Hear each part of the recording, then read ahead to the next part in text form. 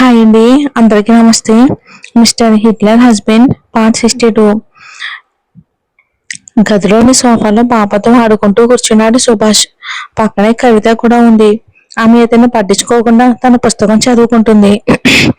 కవి, ఎందుకలా సైలెంట్ గా ఉన్నావు? ఏదైనా సందేహం ఉంటే నన్ను అడుగు అని అన్నాడు సుభాష్. వెంటనే కవిత, మీరు నాకు సార్ కాదు, ఇప్పుడు కేవలం ఒక డాక్టర్ మాత్రమే.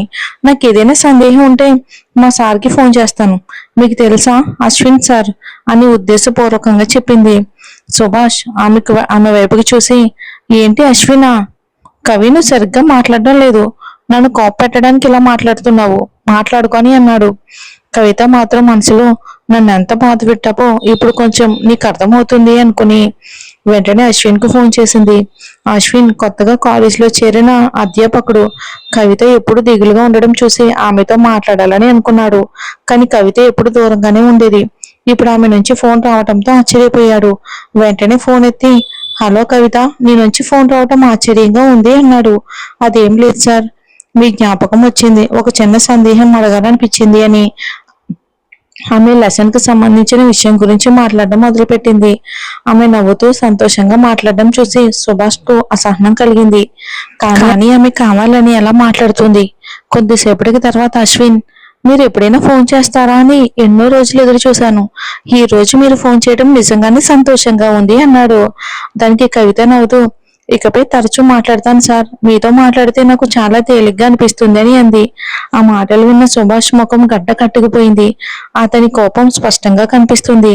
కానీ కవిత మాత్రం ఆగకుండా మాట్లాడుతూనే ఉంది. అశ్విన్ సార్, మీకేం తినడం ఇష్టమని అడిగింది. కొద్దిసేపటి తర్వాత, అయ్యో నాకు కూడా అదే చాలా ఇష్టమని అంది. మళ్ళీ నవ్వుతూ, ఆ రోజు నేను ముదురు నీలం రంగు చీరలో బాగున్నానని మీరు చెప్పారు కదా, అందుకే రేపు అదే రంగు చీర కట్టుకుని వస్తాను అని అంది. అంతలో సుభాష్ ఒక్కసారిగా ఆమె చేతిలోని ఫోన్ తీసుకుని కాల్ కట్ చేశాడు. తర్వాత కోపంగా ఆమె వైపుకి చూశాడు. కవిత, నన్ను కావాలని రెచ్చగొట్టాలని చేస్తున్నావు. నువ్వు ఎలాంటి వ్యక్తివో నాకు తెలుసు. నువ్వు ఇలా మాట్లాడడం నన్ను బాధ పెట్టడానికేనా? ఒక విషయం గుర్తుంచుకో, నీ గౌరవాన్ని నువ్వే తగ్గించుకునేలా ప్రవర్తించొద్దు అని అన్నాడు. కవిత మాత్రం నవ్వింది. ఇప్పుడు ఎందుకు నవ్వుతున్నావు అని అడిగాడు. నేను మీకు ఎలా సొంతం అవుతాను సార్ అని ప్రశ్నించింది. ఎందుకంటే నేను నీ భర్తను, నీ మెడలో తాళి కట్టిన వ్యక్తిని అని అన్నాడు సుభాష్. వెంటనే కవిత, మనకు విడాకులు వచ్చి దాదాపు 2 సంవత్సరాలు అవుతుంది. మీరు భర్తనని చెప్పుకునే హక్కు మీకు లేదు. మీరు కట్టిన తాళిని మీరే తీసేశారు. ఇప్పుడు నా మెడలో తాళి లేదు, కేవలం ఒక చైన్ మాత్రమే ఉంది. ఇంతకాలం మీరు అది కూడా గమనించలేదా అని అడిగింది. కొన్ని రోజుల క్రితం తన బిడ్డను కోల్పోయానని భావించిన బాధలో గుడికి వెళ్ళినప్పుడు ఆ తాళికి అర్థం లేదని అనిపించి తీసేసింది. అప్పటి నుంచి ఆమె మెడలో ఒక సాధారణ చైన్ మాత్రమే ఉంది. ఇప్పుడు సుభాష్, సరే తాళి లేదు, కానీ నా బిడ్డకు నువ్వే తల్లి, ఆ బంధాన్ని మార్చగలవా అని అడిగాడు. కవిత ప్రశాంతంగా, మనిద్దరం ఒప్పందం చేసుకున్నాం కదా, గుర్తుందా? నా మీద మీకు ఎలాంటి హక్కు ఉండదని స్పష్టంగా చెప్పాను. మీ హక్కు పాప వరకే. నేను తల్లిగా నా బాధ్యతలు నిర్వర్తిస్తాను. మీరు తండ్రిగా మీ బాధ్యతలు నిర్వర్తించండి. నా వ్యక్తిగత జీవితంలో జోక్యం చేసుకోవద్దు. అశ్విన్ నా సార్ మాత్రమే. ఆయన ఒకసారి తన మనసులోని మాట చెప్పారు. కానీ అప్పుడు నా మనసు అంతా నా బిడ్డ దగ్గరే ఉంది. ఇప్పుడు కూడా అదే. కానీ నా జీవితాన్ని ఎప్పటికీ బాధలోనే గడపలేను. నన్ను గౌరవించే, నన్ను ప్రేమించే, నా గురించి ఆలోచించే ఒక జీవిత భాగస్వామి నాకు దొరికితే అతనితో సంతోషంగా జీవించడానికి నేను వెనుకాడను అని అంది. ఆ మాటలు విన్న సుభాష్ మరింత కోపంతో, నువ్వు ఎలా పెళ్లి చేసుకుంటావో నేను చూస్తాను అని చెప్పి వేగంగా తన గదికి వెళ్ళిపోయాడు. సోఫాలో కూర్చున్న పాపను ఎత్తుకుని కవిత ముద్దాడింది. నీ నాన్న కోపంలో నిన్ను కూడా మర్చిపోయి వెళ్ళిపోయారు. పర్వాలేదు తల్లి, నువ్వు అమ్మ దగ్గర ఉండు, అమ్మ నిన్ను చూసుకుంటుంది. నేను కోపంలో మాట్లాడిన మాటలు నువ్వు పట్టించుకోకు. నీ కోసం నేను ఎప్పుడూ ఉంటాను. నీ కోసమే నా జీవితం. నాకు ఇంకో పెళ్లి అవసరం లేదు. నీ అమ్మగా ఉండటమే నాకు చాలు. ఇంకో 3 సంవత్సరాల్లో నా చదువు పూర్తవుతుంది. అప్పుడు నేను డాక్టర్ని అవుతాను. నేను బాగా చదివిస్తాను తల్లి అంటూ పాపను హత్తుకుంది గుండెలకు. ఆ చిన్నారి కూడా తన తల్లి మెడ చుట్టూ చేతులు వేసుకుని నిద్రలోకి జారుకుంది. కవిత ఆమెను గదిలోకి తీసుకెళ్లి పడుకోబెట్టి తలుపు వేసుకుని నిద్రపోయింది. మరుసటి రోజు ఉదయం కవిత ఎప్పట్లాగే కాలేజ్కి వెళ్ళడానికి రెడీ అయింది. సుభాష్ పాపను ఎత్తుకుని ఆమెను కాలేజ్ దగ్గర దింపాడు. వెళ్లే ముందు, రేపు 1 రోజు సెలవు పెట్టు, మనం కులదైవం గుడికి వెళ్ళాలి అని అన్నాడు. వెంటనే కవిత, మీ ఇష్టం వచ్చినట్టు నేను సెలవు పెట్టలేను, నా కాలేజీలో తరగతులు ఉన్నాయని అంది. సుభాష్ ప్రశాంతంగా, పాపకి 9 నెలలు నిండాయి. కులదైవం గుడిలో తల నీలాలు ఇవ్వాలి. నీకు ఇష్టమైతే రా, లేదంటే నేను నా కూతుర్ని తీసుకెళ్తాను. మీ అమ్మ నాన్నలకు కూడా చెప్పాను, మా వాళ్ళకు కూడా చెప్పాను. ఇక రావాలా వద్దా అనేది నీ నిర్ణయమని చెప్పి అక్కడి నుండి వెళ్ళిపోయాడు. ఇక చెన్నైలో మారవర్మన్ తన స్నేహితులందరి మధ్య కపిలేశ్వర్ గుడిలో పెళ్లి పీటల మీద పెళ్లి కొడుకుగా దండలతో కూర్చుని ఉన్నాడు. చెన్నైలో పూజకు పెద్దగా స్నేహితులు ఎవరూ లేరు. ఆమె స్నేహితురాలు ఒకతే తనతో ఉంది. ఇప్పుడు వర్మన్ స్నేహితుల భార్యలిద్దరూ పూజ స్నేహితురాలతో కలిసి ఇక పూజని తీసుకొచ్చి మారన్ పక్కన కూర్చోబెట్టారు. ఇప్పటి వరకు గంభీరంగా ఒక మగవాడిలా ఉన్న పూజ మొదటిసారిగా పట్టు చీరలో తలదించుకుని సిగ్గుతో మారన్ పక్కన కూర్చుంది. వేద మంత్రాలు మోగుతూ ఉండగా ఇక నాదస్వర మేళ తాళాల మంగళ వాయిద్యాల మధ్య ఇప్పుడు వర్మన్ పూజ మెడలో తాళి కట్టి ఆమె చేయి పట్టుకున్నాడు. సిగ్గుతో తల దించుకున్న ఆమె తల పైకి ఎత్తనే లేదు.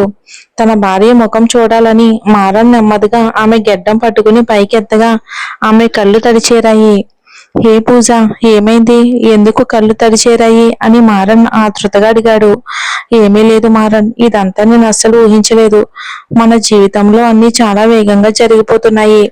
మా అమ్మ దగ్గర, అన్నయ్య దగ్గర నేను చెప్పనే లేదు. రాత్రి కూడా అన్నయ్యకి ఫోన్ చేసి మాట్లాడదాం అనుకున్నాను, కానీ ఉదయం నుంచి ఉన్న హడావిడిలో మాట్లాడలేకపోయాను. నాకు కష్టంగా ఉంది అని చెప్పింది. హే, ఏం చేస్తున్నావు? ఇప్పుడే కదా నీ మెడలో తాళి కట్టాను. ఇక మన జీవితంలో జరగాల్సింది చాలా ఉంది పూజ, సంతోషంగా ఉండు, అన్ని మనం సరి చేసుకోవచ్చు అని మారన్ చెప్పగానే ఆమె కాస్త నెమ్మది పడింది. ఇప్పుడు పంతులు గారు చెప్పడంతో ఇద్దరు అగ్ని చుట్టూ 3 ప్రదక్షిణాలు చేశారు. తర్వాత గుడి ప్రాంగణం చుట్టూ తిరిగి ఇక మూల విరాట్టుకు అర్చన చేయించుకుని దైవ దర్శనం అయ్యాక ఇద్దరు పెళ్లికొడుకు ఇంటికి బయలుదేరారు. అక్కడ స్నేహితురాలు హారతులు ఇవ్వడానికి రెడీగా ఉన్నారు. ఇద్దరికి హారతి ఇచ్చి లోపలికి తీసుకెళ్లి ముందుగా పూజా గదిలో దీపం వెలిగించాక ఇద్దరికి పాలు పళ్ళు ఇచ్చారు. ఇప్పుడు స్నేహితుల సంబరాలు మొదలయ్యాయి. రకరకాల పోటీలు పెట్టారు. పూజకు ప్రియ తప్ప ఎవరూ తెలియకపోయినా ఇప్పుడు కాస్త అందరితోనూ కలిసిపోయింది. ఇద్దరు సంతోషంగా మాట్లాడుకుంటున్న సమయంలో చేతిలో ఒక బహుమతి పెట్టితో అక్కడికి విశ్వనాథం గారు వచ్చారు. చూడ్డానికి ఫోటోలా అనిపించింది. ఇప్పుడు వచ్చిన విశ్వనాథం చూసి పూజకు కోపం వచ్చిన మారన్ మనసులోనే పర్వాలేదు, కన్న కూతురి మీద ప్రేమ ఉన్నట్లుంది అని ఒక సంతోషం కలిగింది. రండి మామగారు అని చేతులు జోడించి నమస్కరించి ఆహ్వానించాడు. నమస్కారం అల్లుడు గారు, మీ పెళ్లికి నా హృదయపూర్వక శుభాకాంక్షలు. దంపతులిద్దరికీ నా బహుమతి అని ఆ బహుమతి పెట్టిన చేతిలో పెట్టారు. పూజకు అసహ్యంగా ఉన్న మౌనంగా మారన్తో కలిసి దాన్ని అందుకుంది. ఇక్కడ ఇప్పుడు మారాన్ని చూసి, విశ్వనాథ్, నీ వయసు నా అనుభవం అల్లుడు గారు, నువ్వు నీ ఆట చూపించావు, మరి ఈ మా అమ్మగారి ఆట నువ్వు చూడొద్దా అని అనడంతో పూజకు కూడా ఏదోలా అనిపించింది. మారంతో ఆయన ఎందుకు వచ్చి అనవసరంగా మాట్లాడుతున్నారు, ముందు నీ బయటికి వెళ్ళమని చెప్పండి అని అంది. అలా కోపడుకు పూజ, నీ జీవితాన్ని కాపాడాలని నేను అనుకుంటున్నాను, కానీ నువ్వు అది తెలియకుండానే ఒక ప్రమాదకరమైన పరిస్థితిలో పడిపోయావు. దీని నుంచి పూర్తిగా బయటపడడం లేక అందులోనే కూరుకుపోవటం నీ ఇష్టం. నేను ముంబై బయలుదేరుతున్నాను. ఇక 1 గంటల విమానం.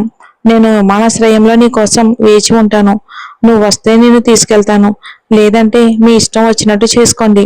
దీనికి మించి నీతో నేనేమీ మాట్లాడలేను అని చెప్పి అక్కడి నుండి వెళ్ళిపోయాడు. పూజకి ఏమీ అర్థం కాలేదు. ఇప్పుడు ఆయన ఎందుకు ఇలా మాట్లాడి వెళ్ళారని ఆలోచిస్తూ ఉండగా వేగంగా మారన్ను చూడగా, ఏ పూజ అని ఏదో కోపంలో మాట్లాడి వెళ్తున్నారు అని అన్నాడు మారన్. లేదు, ఆయన చెప్తున్నారంటే ఏదో ఒక అర్థం లేకుండా చెప్పరు. నాకు సందేహంగా ఉంది. ముందు ఆయన ఇచ్చిన బహుమతి విప్పి చూద్దామని ఇద్దరు పూజ గదిలోకి వెళ్లారు. వేగంగా దాన్ని విప్పి చూడగా అందులో మారన్ గుండెలో ఆమె ఉదయం ఉన్నట్లు, మారన్ ఆమెకు ముద్దు పెడుతున్నట్లు 2 ఫోటోలు ఉన్నాయి. వాటిని చూసి ఆమె నిర్ఘాంతపోయింది. ఆ ఫోటోలను చూస్తూ ఉంటే అది సెల్ఫీ అని ఆమెకు బాగా అర్థమైంది. మారన్ ముఖ కవలికలు ఆమె తనలో ఒదిగి ఉండటం ఇప్పుడు మారన్కు దిగ్భ్రాంతికి తగిలింది. బయటికి వెళ్లి తన స్నేహితులని చూసి, మీరందరూ బయలుదేరండి, నేను మీకు రేపు ఫోన్ చేస్తాను అని చెప్పాడు. సరే, కొత్త పిల్లంతో సంతోషంగా ఉంటారులే, శుభాకాంక్షలు మచ్చా అని చెప్పి వాళ్ళు తన భార్యలను తీసుకుని వెళ్ళిపోయారు. ఇప్పుడు పూజ స్నేహితురాలు కూడా బయలుదేరింది. అందరూ వెళ్ళిపోయాక మళ్ళీ ఆమె గదికి వెళ్ళాడు మారన్. ఇదేంటి మారన్, ఈ ఫోటోలు ఏంటి? నాకు అర్థం కావట్లేదు. ఈ ఫోటో నాన్నకి ఎలా వెళ్ళింది? అది మంచం మీద నన్ను హత్తుకుని పడుకుని ఉన్నావు. ఏంటి ఇదంతా అని ఆమె అడిగింది. పూజ, ఇవన్నీ నకిలీ ఫోటోలు, నువ్వు నమ్మకు అని అన్నాడు మారన్. ఇప్పుడు పెళ్ళును అతని చెంప మీద కొట్టినామే. అబద్ధం చెప్పకు మారన్, నాకు బాగా గుర్తుంది. నేను ఇంటికి వచ్చిన కొన్నాళ్లకు ఒకరోజు స్పృహ లేకుండా పడుకున్నాను. మరుసటి రోజు లేవటానికి కూడా చాలా లేట్ అయింది. ఇప్పుడు ఈ ఫోటో చూస్తూ ఉంటే ఆ రాత్రి నువ్వు తీసినట్లు అనిపిస్తుంది. చెప్పు, నన్నేం చేశావు? దయచేసి ఇప్పుడైనా చెప్తావా లేదా అని అతను చొక్కా పట్టుకుని ఊపింది. పూజ, నేను నిన్నేమీ చేయలేదు, ఇప్పుడు వదులుతావా లేదా అని మారన్ కోపంగా అన్నాడు. నన్నేమీ చేయకపోతే ఈ ఫోటో మా నాన్నకి ఎందుకు వెళ్ళింది? నువ్వు నేను ఒంటరిగా ఉన్నప్పుడు తీసిన ఫోటోనే ఇది. అలాంటప్పుడు మా నాన్నకి ఎలా వెళ్ళింది? ఈ ఫోటో మాత్రమే తీసావా, లేక ఇంకేమైనా ఫోటోలు తీసావా అని ఆమె అడిగేసరికి కోపంతో ఆమె చెంప మీద కొట్టాడు. జాగ్రత్త, మీ నాన్నకి నాకు వ్యాపారంలో పెద్ద గొడవలు ఉన్నాయి. నేను తీసుకోవాల్సిన ముఖ్యమైన టెండర్లు ఆయనే తీసుకుంటూ ఉన్నాడు. నాకు అది కావాలి అనిపించింది. అందుకే ఆ రోజు నేను ఫోటో తీసి ఆ మనిషికి పంపించింది నిజమే. కేవలం ఫోటో మాత్రమే తీశాను. అంతకు మించి నేను తప్పుగా ప్రవర్తించడం చేయనే లేదు అని మారన్ చెప్పాడు. నేను నమ్మలేను మారన్. ఆ రోజు నా ఒళ్ళంతా నొప్పిగా ఉంది. నాకేదోలా అనిపించింది. నాకు భయంగా ఉంది. నన్నేం చేశావు? దయచేసి నిజం చెప్పు అని అడిగింది. నీ మీద ఒట్టు, నేను ఫోటో మాత్రమే తీశాను. అది ఇక్కడ ఉన్న ఈ ఫోటో మాత్రమే. ఇక దాన్ని దాటి నీతో నేను తప్పుగా ప్రవర్తించలేదు. ఒక అమ్మాయికి తెలియకుండా ఆమెను నాశనం చేసేంత నీచుణ్ణి కాదు పూజ. మీ నాన్న నాకు శత్రువే, కానీ నువ్వు నాకు ప్రేయసివి. నేను ప్రేమించింది నిజం పూజ. మీ నాన్నను బెదిరించడం తప్పే, ఒప్పుకుంటున్నాను. నిజంగా నేను తప్పుగా ఏమీ చేయలేదు అని మారన్ మళ్ళీ మళ్ళీ నొక్కి చెప్పినా ఆమెకు అతని మీద నమ్మకం కలగలేదు. లేదు, ఎప్పుడైతే నాకు నిద్రమాత్రలు ఇచ్చి ఫోటో తీసి మా నాన్నకు చూపించి బెదిరించావో అప్పుడే నువ్వు నన్ను ఖచ్చితంగా ఏదో ఒకటి చేసే ఉంటావు. నాకు నీ మీద అనుమానంగా ఉంది. నేను హాస్పిటల్కి వెళ్ళాలి అని అంది పూజ. నీకేమైనా పిచ్చా పూజ? ఇప్పుడు హాస్పిటల్కి ఎందుకు వెళ్ళాలి? నేను నిన్నేమీ చేయలేదని చెప్తున్నా కదా, నమ్మడం లేదు. ఇప్పుడు నీ మెడలో తాళి కట్టిన భర్తను నేను. కనీసం అది కూడా ఆలోచించకుండా హాస్పిటల్కి వెళ్తానంటావేంటి అని మారన్ అడిగాడు. లేదు మారన్, నేను హాస్పిటల్కి వెళ్ళాలి. నేను బాగానే ఉన్నానా లేదా అని పరీక్ష చేయించుకోవాలి. ఒకవేళ నాకే తెలియకుండా నువ్వు నాకు అన్యాయం చేసుంటే నిన్ను శాశ్వతంగా వదిలేసి వెళ్ళిపోతాను అని ఆమె చెప్పింది. సరే ప్రియా, అప్పుడు నేను నిన్నేమీ చేయలేదని రుజువైతే నాతో కలిసి కాపురం చేస్తావా అని మారన్ అడిగాడు. ముందు హాస్పిటల్కి వెళ్దాం, ఆ తర్వాత ఆలోచిస్తాను అని చెప్పింది. సరే, నువ్వు ఏ హాస్పిటల్కి వెళ్ళాలి అనుకుంటే అక్కడికే వెళ్దామని మారన్ అన్నాడు. ఇప్పుడు తన డ్రెస్ మార్చుకుని పూజ బయటికి రాగా మారన్ కూడా తన పట్టు పంచె చొక్కా మార్చుకుని వచ్చాడు. కోపంగా పూజ వెళ్లి కారులో కూర్చుంది. పూజ చెప్పిన హాస్పిటల్కే మారన్ తీసుకెళ్లాడు. నువ్వు రిసెప్షన్ లోనే ఉండు, నేను వెళ్లి డాక్టర్ని చూసొస్తాను అని చెప్పి పూజ లోపలికి వెళ్ళింది. ఇప్పుడు పూజ తనకు తెలిసిన ఒక డాక్టర్ దగ్గరికి వెళ్ళింది. ఇక డాక్టర్కి విషయం మొత్తం చెప్పింది. సరే పూజ, నువ్వేమీ బాధపడుకో, టెస్ట్ చేస్తాను, నువ్వు ఆ గదికి వెళ్ళు అని చెప్పగానే పూజ గదిలోకి వెళ్ళింది. కొద్దిసేపట్లో ఆమెకు పరీక్షలు పూర్తయ్యాయి. పూజ, నీకు అలాంటిది ఏమీ జరగలేదు. నువ్వు పూర్తిగా క్షేమంగానే ఉన్నావు పూజ. నువ్వు దేనికి బాధపడాల్సిన అవసరం లేదు అని డాక్టర్ చెప్పగానే అప్పుడు గాని ఆమెకు ప్రాణం లేచి వచ్చినట్లు అయ్యింది. బయటికి వెళ్ళింది పూజ. ఇప్పుడు మారన్ ఇంటికి వెళ్ళటానికి ఆమెకు మనసు రాలేదు. అక్కడ గేటు దాటి బయటికి వెళ్ళిపోతూ ఉండగా ఆమె ముందు కారు ఆపాడు మారన్. ఏంటి పూజ, నాతో ఏం మాట్లాడకుండా హాస్పిటల్ నుండి బయటికి వెళ్ళిపోతున్నావు? ఏంటి, నీ సందేహం తీరిపోయిందా అని మారన్ అడిగాడు. నా సందేహం తీరిపోయింది. నువ్వు నన్నేమీ చేయలేదు, కానీ దీని తర్వాత కూడా నువ్వు నన్నేమీ చేయలేవు మారన్. నేను ముంబైకి బయలుదేరుతున్నాను అని అంది పూజ. అది నిన్నటి వరకు ప్రియా. నువ్వు ఇష్టపడితే ముంబైకి వెళ్ళొచ్చు, ఎక్కడికైనా వెళ్ళొచ్చు, కానీ ఇప్పుడు నా అనుమతి లేకుండా నువ్వు నన్ను దాటి ఎక్కడికి వెళ్ళలేవు అని మారన్ చెప్పాడు. నన్ను బెదిరిస్తున్నావా? ఇటు చూడు, ఎప్పుడైతే నన్ను తప్పుగా ఫోటో తీసి మా నాన్నకి పంపావో అప్పుడే నీ మీద నాకు నమ్మకం పోయింది. నీతో కలిసి బ్రతకాల్సిన అవసరం నాకు లేదు. నువ్వు నన్ను నిజంగా ప్రేమించుంటే నీ వ్యాపార సమస్యల కోసం మా నాన్నతో నేరుగా తలపడి ఉండేవాడివి. అది వదిలేసి నన్ను ఒక పావులా వాడుకున్నావు. ఆ టెండర్ నువ్వు తీసుకుంటే నీకేం లాభం? కోట్ల కొద్ది డబ్బు వస్తుంది. అది పెట్టుకుని సంతోషంగా కాపురం చేసుకో, కానీ పూజ నీకు భారీగా నీతో కలిసి కాపురం చేయదు అని అంది. మళ్ళీ ఆ స్థలం నుండి కదలడానికి ప్రయత్నించగా ఇప్పుడు కారు దిగి వచ్చిన మారన్ ఆమెను పట్టుకుని కారులోకి తోశాడు. వేగంగా తలుపు మూసి ఇప్పుడు కారులోకి ఎక్కిన అతను ఇప్పుడు మనం వెళ్ళబోయేది మన ఇంటికి అని చెప్పాడు. నీతో అక్కడికి రావడానికి నాకు ఇష్టం లేదు. అయినా నా వస్తువులు అక్కడ ఉన్నాయి. అవి తీసుకుని నేను అలాగే వెళ్ళిపోతాను అని పూజ చెప్పింది. నీ వస్తువులన్నీ నా ఇంటికి వచ్చేసాయి ప్రియా. ఇప్పుడు నువ్వు మాత్రమే ఇంటికి రావాలి అని మారని చెప్పాడు. అతను చెప్పేదానికి అర్థం కాలేదు. ఏం చెప్తున్నావు? మీ ఇంటి వచ్చేసాయా? మనం ఇప్పటికీ మీ ఇంట్లోనే కదా ఉన్నాం అని పూజ అడిగింది. ఆమెను చూసి నవ్విన అతను, ఏంటి ప్రియా, అది నా ఇల్లు అనుకున్నావా? అది అతిథి గృహం. ఇకపై ఈ మారన్ సామ్రాజ్యాన్ని నువ్వు చూడబోతున్నావు ప్రియా అని అన్నాడు మారన్. మరి ప్రేమగా చూసుకుంటాడా పూజాని లేదా అనేది చూద్దాం.